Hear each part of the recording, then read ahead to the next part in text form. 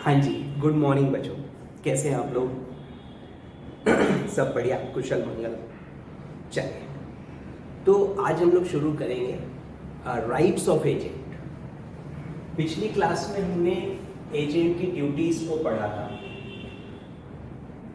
Now agent के rights क्या है?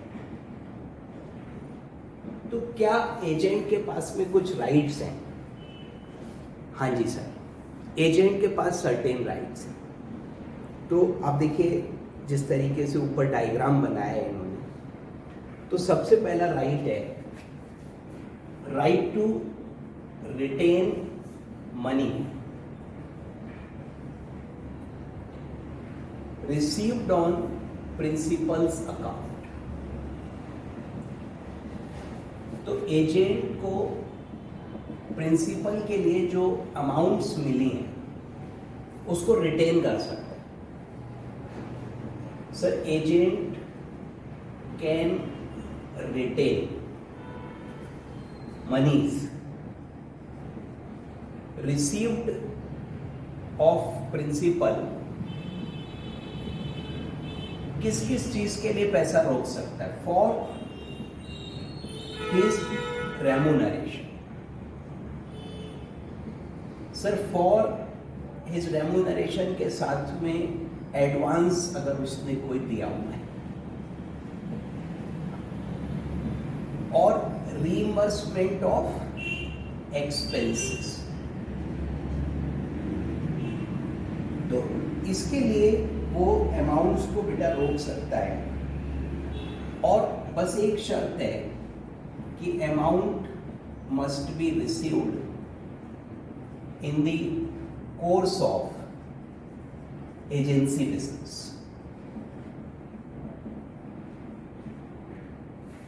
सर, ये क्या है? देखिए, बहुत सिंपल सा राइट है। And if you correlate this with consignment, जो हमने फाउंडेशन में पढ़ा था, कंसाइनर ने कंसाइनी को बेटा गुड्स सेंड किए, ठीक है, सिंपल। अब क्या होता था, कंसाइनी ने उसकी सेल करी और सपोज 1 लाख रुपीज में सेल हुई।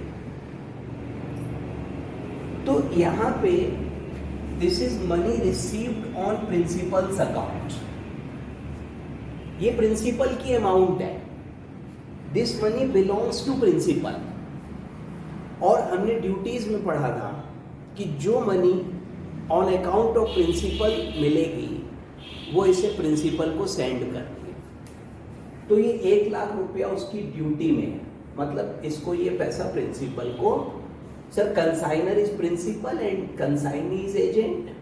मर्केंटाइल एजेंट है, सेल कर रहा है गुड्स को।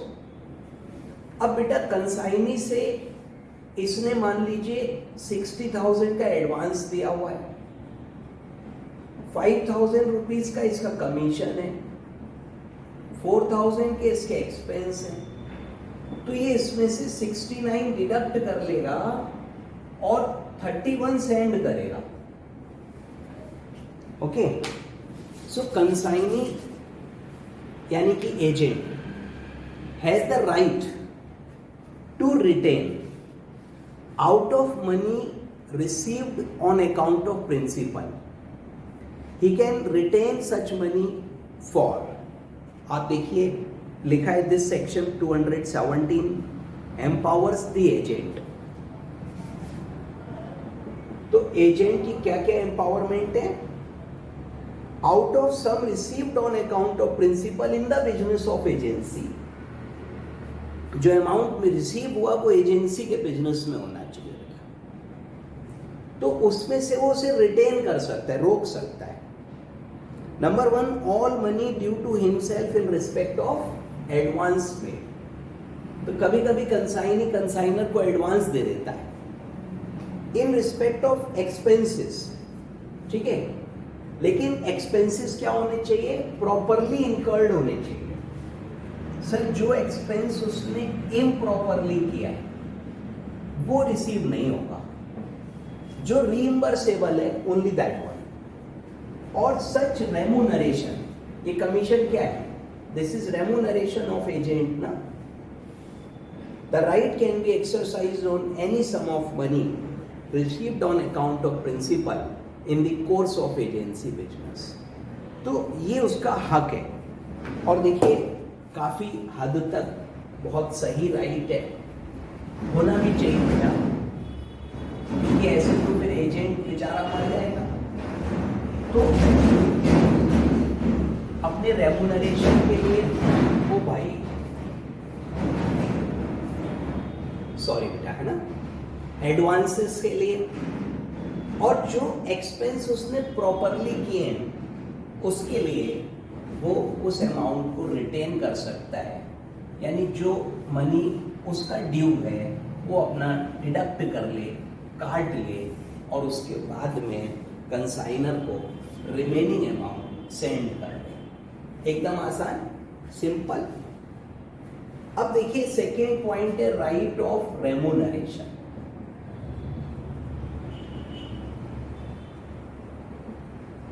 सर एजेंट को रेम्यूनरेशन मिलेगा, सेक्शन 219 है. अब रेम्यूनरेशन कितना मिलेगा बेटा? एग्रीड रेम्यूनरेशन जो एज पर कॉन्ट्रैक्ट है. इन the absence of agreement reasonable remuneration.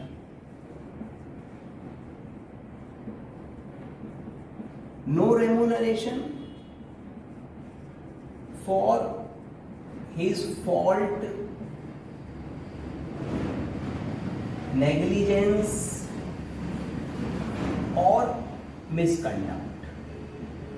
तो 3 स्टेप्स हैं, 3 पॉइंट्स हैं बच्चों. फर्स्ट पॉइंट, उसको रेम्यूनरेशन मिलेगा. सर उसका हक है रेम्यूनरेशन का. देखिए it is not partnership. Partnership में रेम्यूनरेशन नहीं मिलता है. As per partnership act remuneration का एंटाइटलमेंट तभी है when agreement provides for remuneration. If agreement is silent then no remuneration. But in case of agency business the agent has the right of remuneration. पहला अपने आप में बिल्कुल clear है, जो तय हुआ है वो मिलेगा.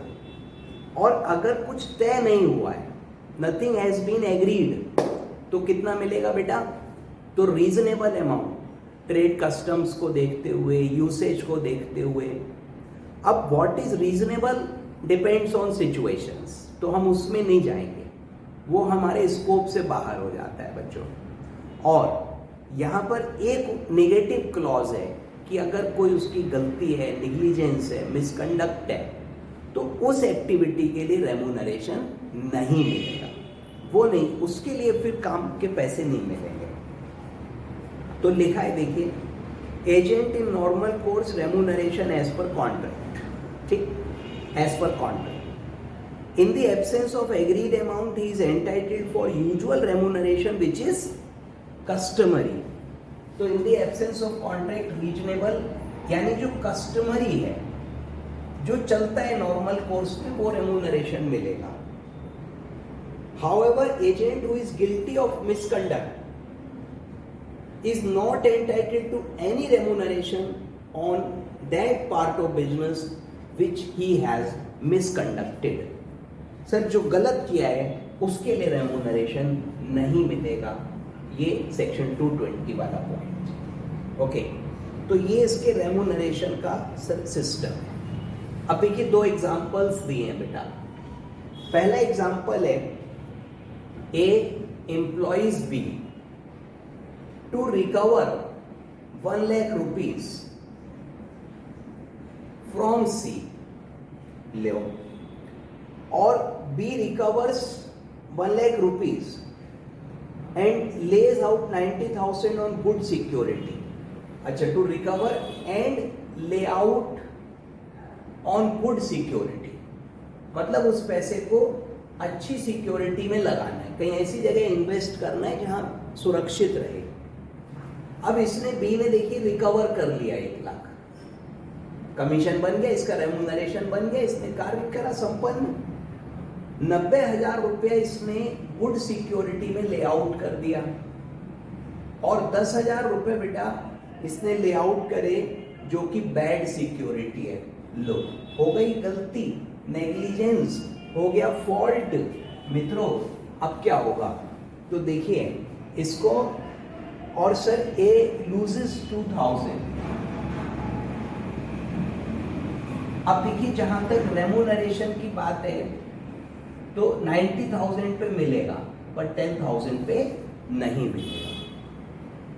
सर ही रिकवर्ड 1 लाख, इसकी ड्यूटी क्या थी, to recover 1 lakh rupees from C and to lay out that money on good security, but he laid out only 90,000 on good security and 10,000 on bad security, जिसमें से 2,000 मर भी गए।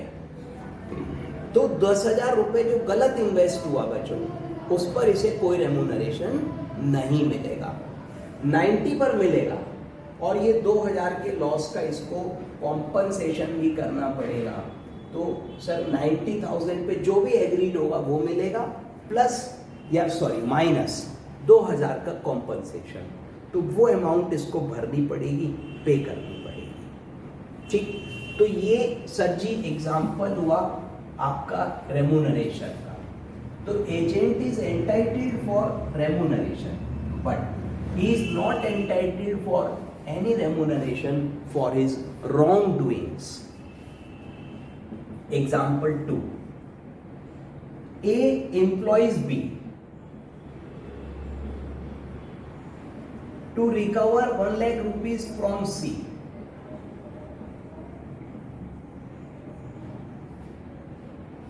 Sir, due to B's misconduct, इतना नल्ला agent था, the money is not recovered, पैसा recover ही नहीं हुआ।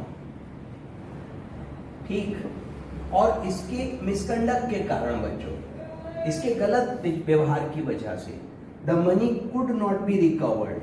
तो देखिए इस केस में नो रेम्यूनरेशन हो गया, क्योंकि सब तो सत्यानाश कर दिया तुमने, और 1 लाख का कंपनसेशन एजेंट को अलग करना पड़ेगा। ये इसकी ड्यूटीज में था कि अगर एजेंट कोई गलत काम करता है, उसकी वजह से प्रिंसिपल को लॉस होता है, तो वो एजेंट को पूरा करना पड़ेगा। तो रेम्यूनरेशन तो मिलेगा नहीं, क्योंकि कोई भी काम सही करा नहीं इसने, और ऊपर से नुकसान और हो गया प्रिंसिपल का ड्यू टू हिज मिसकंडक्ट, तो वो और कंपनसेट करना पड़ेगा। तो ये हमारा सेक्शन 220 में जाता है बच्चों। नेक्स्ट सर, थर्ड पॉइंट है agents lean on principles property. तो एजेंट का लीन रहेगा प्रिंसिपल की प्रॉपर्टी पे, लीन ऑन प्रिंसिपल्स प्रॉपर्टी। अब देखिए जो लीन है बेटा, तो लीन का मतलब देखिए right to retain, that you know, lien means right to retain. क्या क्या रिटेन कर सकता है, goods, papers, other property, movable भी और इमूवेबल भी, दोनों। ठीक, या फिर जो कुछ भी अमाउंट रिसीव हो रही है, अमाउंट वाला पॉइंट अलग हो गया था बच्चों। अब किस चीज के लिए कर सकता है, वही पुराने पॉइंट है, for advance, for remuneration, for expenses जो उसने प्रॉपरली इनकर्ड किए। इन सारी चीजों के लिए वो लीन एक्सरसाइज कर सकता है बच्चों, और लीन का राइट होगा। कंडीशंस दी हुई है लीन की। सर कंडीशंस देखिए बहुत सिंपल है। एक तो जो प्रॉपर्टी उसके पास आई है वो लॉफुल मैनर में और एजेंसी के बिजनेस में आनी चाहिए, इन बिजनेस कोर्स रिसीव होनी चाहिए। दूसरी चीज ये है कि कमीशन, डिसबर्समेंट, वो सब रिपीट है बच्चों, और सिर्फ पर्टिकुलर लीन होगा इसका, पर्टिकुलर लीन होगा। पर्टिकुलर लीन याद है, हम जिस प्रॉपर्टी पर हमने वर्क किया है, जिस प्रॉपर्टी के संबंध में ड्यू है, only that can be retained. General lien नहीं है। जनरल लीन में अमाउंट ऑफ मनी जो ड्यू है और जो एसेट है उसमें relationship was not necessary, but particular lien में there must be some connection with the property जो कि हमने रोकी हुई है और जो अमाउंट हमारे को लेनी है। ठीक बच्चों, लीन नहीं होगा, no lien in 3 cases. Number 1, if agent has waived his right of lien. Sir उसने लीन का राइट वेव कर दिया तो लीन नहीं होगा। ठीक इसी प्रकार से possession of property is lost. अब पोजेशन ही नहीं है भाई तो लीन कैसे करोगे? लीन तभी संभव है जब आपके पोजेशन में प्रॉपर्टी हो और सब्जेक्ट टू कॉन्ट्रैक्ट रहेगा, subject to contract to contract. तो इन 3 सिचुएशंस में लीन नहीं होगा। तो देखिए क्या है स्टोरी, समझिए बच्चों।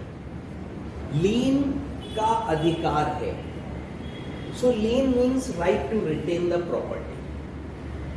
यहां पर lien can be exercise over goods. Principal की अगर कोई गुड्स एजेंट के पोजेशन में है तो वो उसको रिटेन कर सकता है। पेपर्स, प्रिंसिपल के कोई डॉक्यूमेंट्स उसके पोजेशन में है उस पर लीन आ सकता है। और बेटा मूवेबल इमूवेबल कोई भी प्रॉपर्टी पर लीन एक्सरसाइज हो सकता है। For all the amounts due to the agent obviously the amount must be lawful. अब देखिए जब कभी भी लीन आएगा तो ये कंडीशन तो बेटा कॉमन है कि you can exercise right of lean only on those goods and property which have come to your possession in a lawful manner in the course of business। ये नहीं है इसने प्रिंसिपल से कोई चीज जबरदस्ती ले ली और फिर उस पर लीन एक्सरसाइज करके बैठ गया। Lien can be exercised only when the property has come to your possession in a lawful manner. और बेटा पर्टिकुलर लीन होगा, ये तो रिपीट था वहां पे पॉइंट। और अगर ये लीन वेव कर चुका है, मतलब लीन का राइट छोड़ चुका है, एक्सप्रेसली इसने ये कहा है कि मैं लीन नहीं करूंगा, तो लीन नहीं कर सकते। दूसरा, प्रॉपर्टी का पोजेशन इसका लॉस्ट हो गया, इसके पास पोजेशन नहीं है, प्रॉपर्टी इसने दे दी, सर खो गई, तो लीन एक्सरसाइज नहीं हो सकता। लीन तभी तक एक्सरसाइज कर सकते हो जब तक प्रॉपर्टी आपके पोजेशन में है। और तीसरी चीज क्या है बच्चों? Subject to contract to contrary. अगर एग्रीमेंट में लिखा है कि लीन नहीं होगा तो भी लीन नहीं होगा। So this is right of lean. Third right है एजेंट का, लीन एक्सरसाइज करने का अधिकार है, प्रॉपर्टी को रिटेन करने का अधिकार है। तो लिखा है बेटा, in the absence of contract to contrary an agent is entitled to retain the goods, papers and other property whether movable or immovable of principal received by him, ठीक है, until amount due for commission disbursement has been paid।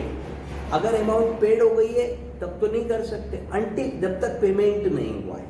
Conditions, agent should be lawfully entitled to receive the sum of money. You can exercise the right of lien only for lawful recoveries. Property over which lien is to be exercised should belong to principal and it should have been received in capacity ordinary duties of agent. Particular lien होगा और कब lost हो जाएगा तो वो अपने आप में बिल्कुल ही क्लियर है बच्चों, कहीं कोई प्रॉब्लम नहीं। तो एजेंट प्रिंसिपल की प्रॉपर्टी पे लीन एक्सरसाइज कर सकता है, यानी कि उसको रिटेन कर सकता है। अब property should belong to principal था, तो ऑब्वियसली अगर प्रिंसिपल से पैसा लेना है तो जो मनी ड्यू है बेटा वो भी लॉफुल होनी चाहिए, राइट? अगर वो लॉफुल नहीं है तो आप रिकवर नहीं कर सकते। पोजीशन लॉफुल होना चाहिए, इन द कोर्स ऑफ बिजनेस होना चाहिए, और पोजीशन आपके पास होना चाहिए, तो लीन कर सकता है। बहुत बढ़िया भाई साहब। Next, right of indemnification, right to indemnity. मित्रों, इंडेमनिटी याद है, कॉम्पनसेशन फॉर लॉस। तो एजेंट को अगर कोई लॉस हुआ तो वो उसकी इंडेमनिटी क्लेम कर सकता है। अब देखिए, इसमें अलग अलग पॉइंट है, और पहला है लॉफुल एक्ट में किया है, फिर दूसरा है कि जहां पे उसने सर जी गुड फेथ में किया है, और तीसरा है क्रिमिनल एक्ट का। तो एक एक करके चलेंगे। सबसे पहले compensation for lawful act. Indemnity के अंदर ये पॉइंट है, तो इंडेमनिटी का अधिकार होगा, और एजेंट कोई भी लॉफुल एक्ट कर रहा है, ठीक है, तो agent lawful act in the course of business, in the course of authority, तो प्रिंसिपल उसे कॉम्पनसेट करेगा बच्चों, और it will be the duty of the principal, यानी एजेंट का यह अधिकार होगा कि वो उससे कॉम्पनसेशन क्लेम करे, और कंपनसेशन प्रिंसिपल करेगा। क्या मतलब है सर? देखिए, there can be number of examples. तो हमारी बुक में भी एक एग्जाम्पल दिया हुआ है। एग्जाम्पल ये है कि प्रिंसिपल ने, सर दिल्ली वाले ने मुंबई में एजेंट अपॉइंट किया, ठीक, to sell his merchandise, to sell his goods, ठीक। B contracts to deliver to various parties.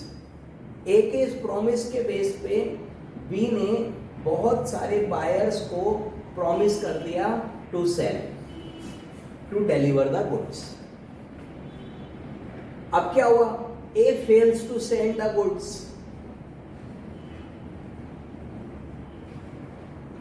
ए ने गुड्स दी नहीं। अब ये बायर्स बच्चों बी को मारने को तैयार है।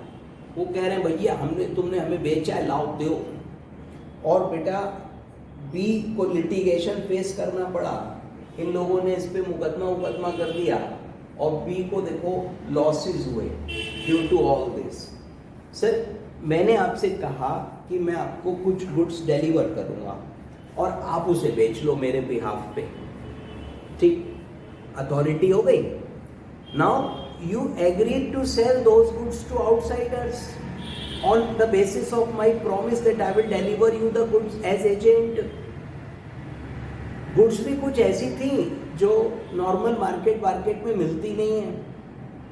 आपने सब कॉन्ट्रैक्ट्स कर लिए आगे सेल करने के, then I failed to deliver the goods to you. Buyers ने बेटा आपकी जान खा ली, नुकसान लग गया, आपको बहुतेरा लॉस हो गया।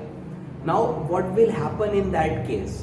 तो सिंपली बच्चों ऐसी सिचुएशन में, ऐसी परिस्थिति में आई वुड बी रेस्पॉन्सिबल, ठीक है, मेरे को आपको, क्योंकि whatever you did is lawful and you did that in the course of authority and then you suffered loss due to नलाइकपन of the principal.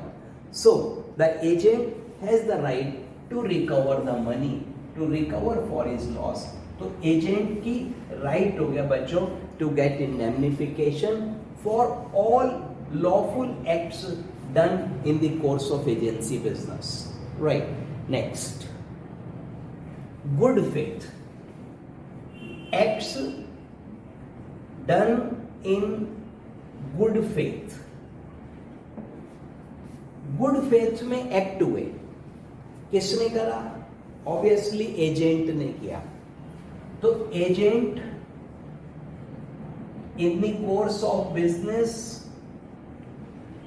Does something, act something in good faith, और agent suffers loss. उस बेचारे को नुकसान हो गया, तो principal will इंडेमनिफाई।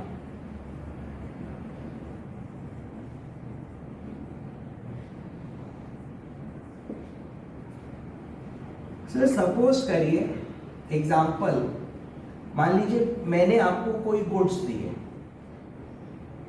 दिए सेल करने को, you are my agent, okay, you sold such goods. अब ये पूरा कार्यक्रम गुड फेथ में हो रहा है, बाद में ये पता लगा कि प्रिंसिपल के पास अथॉरिटी टू सेल था ही नहीं, no authority to sell, principal का टाइटल ही डिफेक्टिव था और एजेंट को उसने गुड्स दी, एजेंट ने आगे सेल कर दी इन गुड फेथ। अब जो बायर्स थे बच्चों, उन्होंने एजेंट को लपेटा कि यार तुमने हमें क्या बेच दिया, ये तो चोरी का है, ये है वो है, और एजेंट के ऊपर मुकदमेबाजी हो गई, एजेंट को कंपनसेशन देना पड़ा, लॉस लग गए। तो बेटे ये losses agent will recover from his principal, क्योंकि उसके नालायकपन से इसे लॉस हुआ। तो where agent acts in good faith on the instruction of principal, उसने तो गुड फेथ में किया, agent is entitled for indemnity of any loss, agent is entitled for loss indemnity from principal. Example है direct to sell turn out to be not, तो वही same example है जो मैंने आपको दिया बच्चों, और इस प्रकार से ये चलेगा। लेकिन अगर आप देखिए इस सिचुएशन में जो एक्ट है वो अनलॉफुल है, इफ एक्ट इज अनलॉफुल तो नो कॉम्पनसेशन, तो फिर कॉम्पनसेशन नहीं मिलेगा। सर ए ने बी को गुड्स दिए थे सेल करने को, बी ने आगे सेल किया बायर्स को, तो यहां तो ठीक है, लेकिन अगर यहां पर एग्जांपल में मॉडिफाई करके मैं कहता हूं वो गुड्स इलीगल है, तब तो अनलॉफुल एक्ट हो गया, ठीक है नहीं, अफीम, चरस, गांजा, भांग, सो ऑन, ऐसी चीजें एजेंट है सोल्ड इन गुड फेथ, तो इसमें गुड फेथ नहीं होती बच्चों, इसमें गुड फेथ का प्रिंसिपल नहीं लगेगा। कारण ये है कि यार अब तो इलीगल गुड्स बेच रहे हो आप, आपको भी दिख रहा है आप क्या बेच रहे हो, in that case he can not ask for any compensation, फिर कॉम्पनसेशन नहीं मिलेगा बच्चों, फिर कॉम्पनसेशन, क्योंकि गुड फेथ तक लॉफुल तो होना चाहिए। और बच्चों no compensation for criminal acts, exception हो गया, क्रिमिनल एक्ट्स का कोई कॉम्पनसेशन नहीं होता है। तो लिखा है सेक्शन 224 के अनुसार, 224 के अनुसार, one person employs another to do an act which is criminal. Sir, agent has been appointed. Agent has been appointed to do some criminal act. तो अब क्या होगा? तो आंसर है नो कॉम्पनसेशन। सर जी अब कोई कॉम्पनसेशन नहीं मिलेगा और क्राइम करा रहे हैं। एग्जाम्पल देखो, A employs B to beat C. Sir इस केस में no compensation even if there is express contract to indemnify.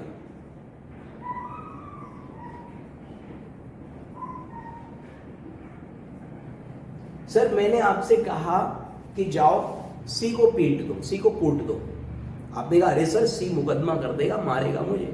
मैंने कि मैं देख लूंगा, एक्सप्रेस एग्रीमेंट टू कॉम्पनसेट। उसके बाद आपने मेरे कहने पे सी को कूट दिया, अब सी ने आप पे मुकदमा कर दिया तो मैं नहीं देख पाऊंगा भाई। सर जी क्रिमिनल हो गया ये तो ना। तो बेटा एग्जाम्पल है A employs B to beat C. Sir और इसको बड़ा कर लो, मर्डर करने के लिए, हाथ पैर तोड़ने के लिए, किडनैपिंग के लिए, and agrees to indemnify.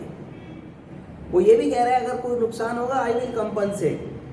B beat C, अब उसे डैमेजेस देने पड़े तो ए इज नॉट लाइबल, उसे कोई लाइबिलिटी नहीं होगी और उसकी कोई लाइबिलिटी नहीं होगी। ठीक है सर। ऐसे ही एक और एग्जाम्पल दिया है, एग्जाम्पल 2। एग्जाम्पल 2 ये है कि जो बंदा है सर वो न्यूज़पेपर वाला कुछ है, कंफ्यूजन होता है इस एग्जांपल में, मैं इसलिए बता रहा हूं आपको। B proprietor of a newspaper, तो बी भैया न्यूज़पेपर पब्लिश करता है, बड़ा आदमी। A agrees to indemnify B, A कहता है, A agrees to indemnify B, किस बात के लिए, बी ने करा क्या? तो देखिए बी सर पब्लिशेस लिखा है, बी पब्लिशेस ए लेवल अपॉन सी। सर उसकी सी जो है ना, कोई बंदा है सी। अब स्टोरी समझिए, स्टोरी ये है कि ये न्यूज़पेपर है, न्यूज़ चैनल है, व्हाटएवर। ए ने इससे कहा कि तुम सी पे आरोप लगाओ, झूठे आरोप, फालतू की स्टोरी चलाओ इसके ऊपर। और इसने बेटा अपने न्यूज़पेपर में, अपने न्यूज़ चैनल में सी के ऊपर स्टोरी चला दी, जो कि फेक है, फर्जी है, और सी की बदनामी करना शुरू कर दी बी ने। किसके कहने पे? ए के कहने पे। ए ने ये भी कहा है कि अगर तुम्हें कोई लॉस होगा then I will compensate, that is a promise from A to B. B A के इस प्रॉमिस के बेसिस पे, सपोज दोस्त है ये इसका, उनने सी के ऊपर मार तमाम उल्टे सीधे आरोप लगा डाले, उसकी बेइज्जती हो गई, बदनामी हो गई। अब बेटा सी क्या करेगा? सी ने इसको स्यू कर दिया। वो सर कौन सा मान हानि का मुकदमा होता है ना, मान हानि। अब ये बी कोर्ट में कह रहा, भाई मान हानि तो उसकी होगी जिसका कोई मान होगा, तुम्हारे कहने से क्या होता है? सर कोर्ट ने इसको चिपका दिया बी को कि लाओ कॉम्पनसेशन दो तुम, और 1 करोड़ रुपया सी को दो, क्योंकि तुमने उसकी बेइज्जती खराब करी। अब ये ए से कह रहा है लाओ 1 करोड़। आंसर ये कि 1 रुपया नहीं मिलेगा। Sir even if there is express agreement, no compensation, even if there is express contract to indemnify, कुछ नहीं मिलेगा जी।